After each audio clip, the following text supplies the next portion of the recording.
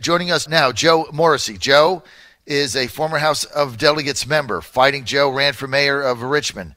Joe Morrissey is a long-term prosecutor in the Richmond area. He was a Commonwealth attorney, and Joe is a Democrat, but he's a clear thinker, and he gives honest opinions. He was also a long-time defense attorney, and he's won like 280 cases in Richmond area in Central Virginia, and at one point won like 55 in a row. All big numbers. He's like the cleanup hitter, the Babe Ruth of defense attorneys in America. Joe, great to have you with us.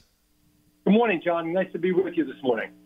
Okay, you've been on both sides of the aisle. You've been the defense, you've been the prosecutor. This Judge Kavanaugh accuser, Dr. Ford, it's starting to look a little squirrely. The timing of it, now she's not going to testify. What's the deal, Joe? Well, let's just look at the facts. First of all, let's separate a criminal prosecution, say, of sexual assault versus an allegation that would prevent somebody or be a barrier to somebody being certified as a Supreme Court jurist. First of all, there's not a soul on the earth that would say that there is a criminal, you could marshal a criminal case against Judge Kavanaugh. There's just no evidence of it. But then you say, okay, is there evidence of a sexual assault as claimed by Dr. Ford that is credible, that should prevent him from becoming a Supreme Court jurist? Because if there is credible evidence that he did it, albeit at a young age, that's something that the senators would need to know in order to vote. Here are my thoughts, and it's just my opinion. Number one, in the last week, we have heard the spokespeople for Dr. Ford say she is not going to testify. She doesn't want to testify unless there's a criminal investigation. To me, that's huge. I really question why she wouldn't want to testify. Here's my thoughts. If she does do it, she has to do it under oath and subject to the penalty of perjury. Mm-hmm. For some reason, she doesn't want to do that. Contrast that with the Anita Hill situation, which many people are doing, both D's and R's, and there's a huge difference. Anita Ford was anxious, willing, and ready to testify. Second, there is not one other individual out there other than Dr. Ford who has said, I was present, it occurred. All right. Third, you have Judge Kavanaugh vehemently denying it.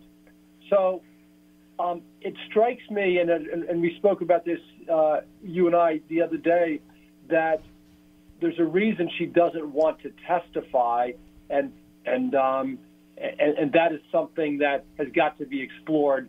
I don't believe the FBI is going to conduct an investigation. They've already vetted him 6 times, and he's passed 6 very extensive FBI background checks.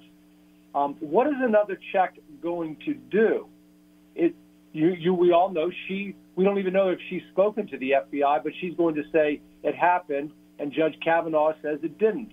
And as a prosecutor, you look at both sides and you go, where is any evidence whatsoever that this occurred? So I think at the end of the day, it comes down to this. She knows that if she doesn't testify, that's it. The vote goes forward. I've listened to some of the Republican senators recently that were on the fence and were shying away from supporting President Trump's nominee, now have come back again and said she's either there to testify or we're going to go on vote. I think they know something that we don't know, and so I think there's going to be a confirmation, a vote for confirmation, and I believe he gets confirmed. At the end of the day, irrespective of whatever happens, there will be a cloud over Judge Kavanaugh that will endure for the rest of his career. I'm sorry, and it's not fair to one way or the other, but it's going to occur. I think anybody would agree that even with Judge Thomas, unfortunately, there has been a cloud hanging over his head his entire Supreme Court judicial career because of the allegations by his accuser many years ago. Joe Morrissey, when you say that there might be something that the Republican senators know that we don't know, what might that be? Surmise that. Okay, well, if you remember, there were a couple of Republican senators that were, I think, that are getting ready to retire, and they're not necessarily Trump acolytes. That Jeff were saying, Flake, no, let's Corker. I want to hear. I want to hear from this woman. Let's reopen it. It's important. And now, when they heard that she is not going to testify, they go, okay, let's vote. Here, again, it's just my reading, getting a sense from listening to all the evidence out there. I think she does not want to testify because or at least the Republican senators feel she does not want to testify because there may be some significant holes, let me put it that way, in her story. All right? Now, here's what I mean. When a case of sexual assault like this, if it had occurred between two individuals, albeit even ones that are 17-year-old high school students, there are going to be some type of reports or hearings or discussions or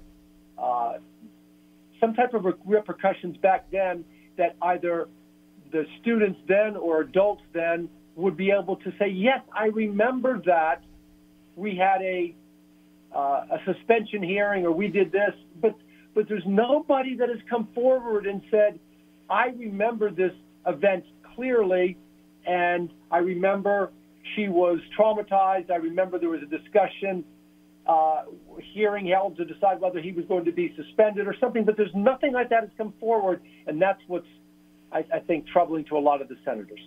I've got to get to this, so we're going to go over a little bit, Joe. I've got to get to this. So when this came to light to Dianne Feinstein in July, why wouldn't she have asked him about this in a public hearing or the private setting in her office? Why does it come out 4 days before the Senate Judiciary Committee vote? Why wouldn't she have said, hey, let me ask you something, Judge. I got this disturbing document here. I want to show it to you.